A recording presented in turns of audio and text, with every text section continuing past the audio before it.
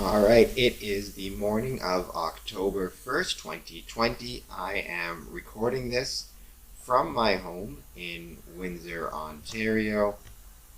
How's it going? However, I am recording this because today is the first day of the APT and National Trust 2020 Joint Conference. It's taking place virtually this year, so even though I am located in Windsor, Ontario, I am attending the conference, which is headquartered in Edmonton, Alberta. But for obvious reasons, all of us, all the attendees, are attending virtually this year. As part of the Square and Compass Promotions attendance at the National Trust 2020 conference, I am going to be creating and leaving videos on my YouTube page with links on the Square and Compass Promotions Facebook page every night from October 1st to October 7th, talking about some of the things that I've learned from the conference. I think that this is a great opportunity for Square and Compass Promotions to learn more about heritage properties and everything that comes along with that. And I think that will be a benefit not only to the beautiful Windsor Masonic Temple, but to numerous Masonic temples and numerous Masonic buildings, many of which are heritage properties and important parts of the histories of their communities and regions. I'll show you guys, I've got up on my screen the homepage for the conference. The conference hashtag, which you'll be seeing Square and Compass Promotions use a lot this week, is hashtag APTNT2020. And we have our homepage up here. As you can see, I am logged in to the conference website. Got my schedule here, some things I've highlighted. One area in which I'm particularly interested and which I look forward to learning more about has to do with heritage documentation and preservation. There is a concurrent session on Monday, October 5th. Here it is. Evolving Documentation Strategies, Merging the Old and New. Many Masonic temples, including the beautiful Windsor Masonic Temple, are home to very valuable historical documentation.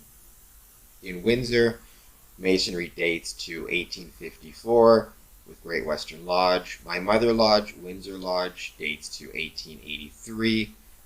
The Masonic Temple itself, the current one, dates to 1921, and it is full of original minute books and account books and ledgers from those time periods.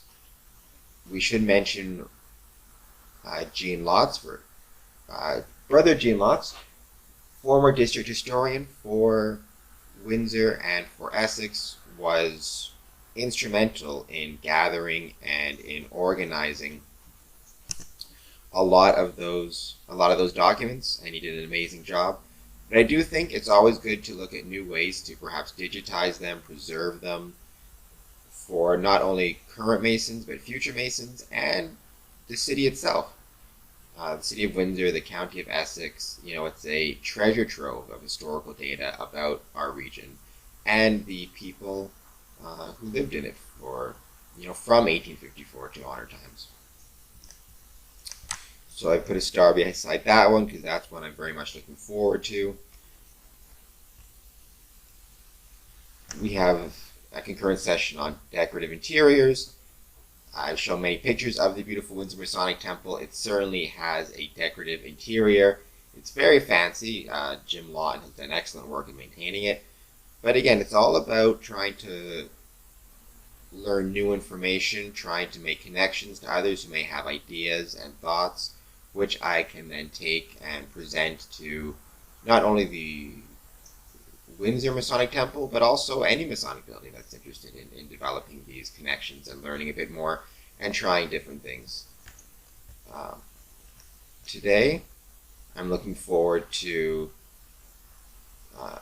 some sessions on global perspective on how oil heritage is valued. things like that. Again, this may not be directly related to Freemasonry or Masonic temples, but I think you never know how and when a new connection may prove valuable or beneficial. I think it's important that Masons and Freemasons, attempt to develop and grow as many connections as possible, because again, you just never know. I'm going to join you guys again. You never know when it will come in handy. And so I am very excited for this week and for learning a lot that I can assist Masonic temples and our Masonic brethren. I'll go back to home to show you guys more from the website. As you can see, it's Hindsight 2020. Conservation, Disruption, and the Future of Heritage. That is the conference theme. Again, that hashtag APTNT 2020. I will say, I love traveling, so I'm sad we can't do it in person this year, but it is important that we stay safe. And one unexpected benefit is I can attend the conference in my pajamas, which is kind of nice. So there is that. Where was it? I wanted to show you guys. I appreciate this, the virtual grab bag that they provide us.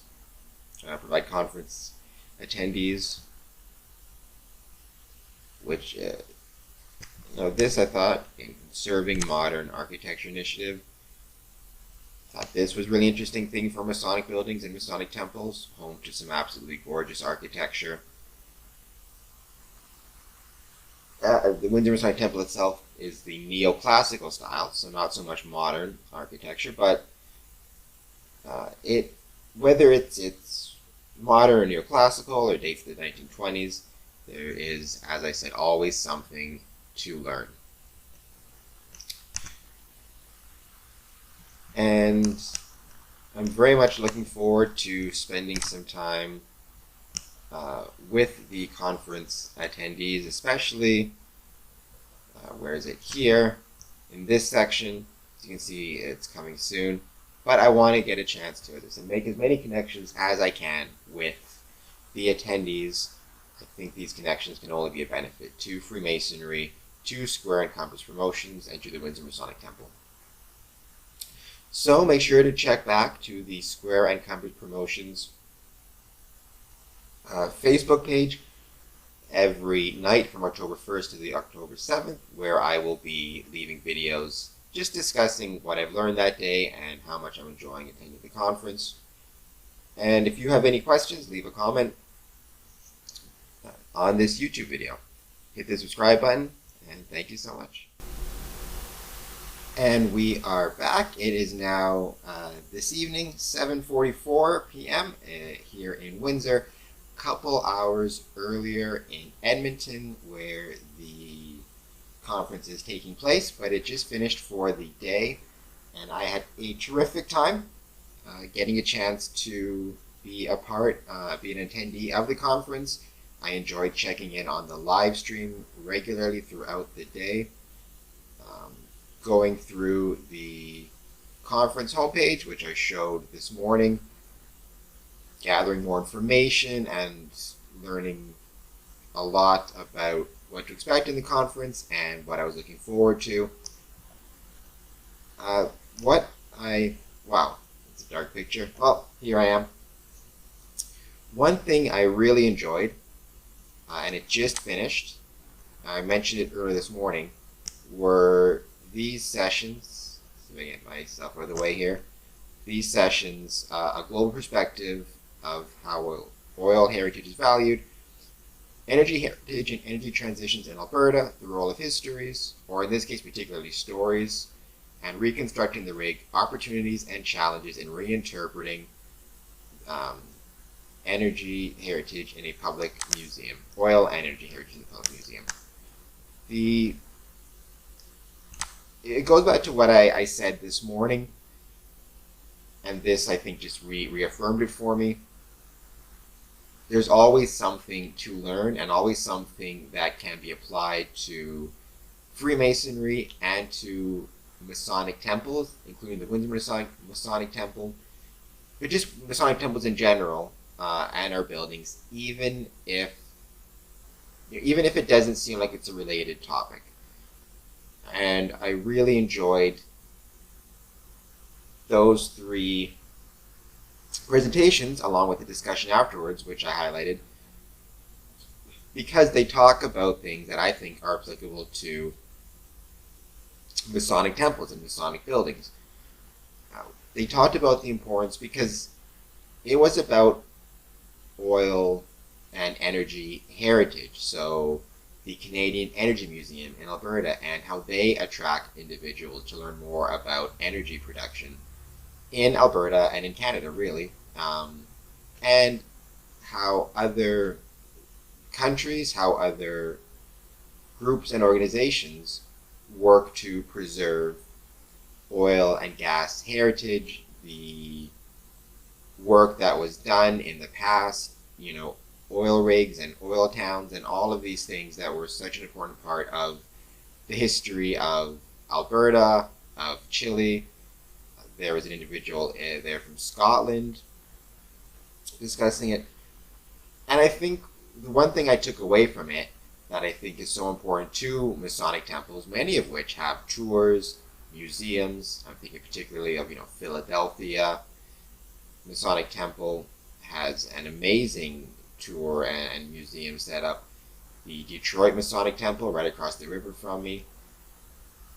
Even the Windsor Masonic Temple, Square Income's Promotion started working on tours of the building. They really emphasized in these presentations the importance of stories, of connecting, making it not just about the technology itself, the oil rigs, the drilling, making it not just about that, but about the stories, about the connections people have to that heritage, the jobs that they had, the work that they did, life in and around an oil rig for not only the workers themselves, but as the Canadian Energy Museum pointed out, it's about the workers, but it's also about their families who lived in towns that kind of were built up around these rigs. The First Nations groups that were kind of the first, really they were the first ones to use and to have knowledge about these resources when settlers came, and their stories. The connection of people to this and emphasizing the importance of people and how people related to the energy sector, as I said, in Alberta, in Chile, in these places. And making it, and I thought that was a really valuable insight, because I think that's something where I've tried to do it a little bit with the Windsor Masonic Temple and with Square Income's Promotions, but you can always do it more. Really emphasizing the personal connection that people have to Masonic temples. Not just the Windsor Masonic Temple, but it could be Philadelphia, Detroit. I mean, these are places where people have people have attended concerts, they've met loved ones, they've gotten married, they've had school dances, they've had graduations, and gathering and promoting those stories, I think, is a really valuable insight that I gained. That it's about the building, yes, it's about the technology, but really it's about how people connect to it and the ways in which people connect to it, and whether that is energy and oil heritage, or whether that is Masonic temples, or really, I suppose, any building. But that is something that I took to heart. And I hope to I'm going to see if I can get in touch with the Canadian Energy Museum to discuss more on that topic, because I think it was a very relevant and very valuable insight that they shared. And I had a great time today. Like I said, because it is virtual, even though I'm sad I don't get to travel, I did enjoy spending the entire conference in my pajamas, so that's always a plus. I'm looking forward to more of the conference tomorrow. We'll have another video, which we'll post on the Square and Compass Promotions Facebook page, the link to which, and it'll be up on YouTube. I'm hoping to use tomorrow to go through more of the mobile app to show you guys, continue reading the information provided in the conference. And yeah, check back tomorrow for another one of these videos. Thank you to APT and to National Trust for what was a terrific first day and what I'm sure will be a terrific week. And actually, just sorry, before I go, one thing I wanted to mention, I thought it was kind of cool. I'm going to bring myself back up. Although that, wow, it looked like I'm in a bunker somewhere. That is a dark picture. But one thing I thought was interesting that you guys might find cool is with all of the discussion on oil heritage, Canadian Energy Museum, I was going through my just some old files, some old papers, because I thought I had some, and it turns out I did. I had a lot of items from the Canadian Association of Petroleum Producers from when I attended a couple conferences in Ottawa, the Manning Networking conferences.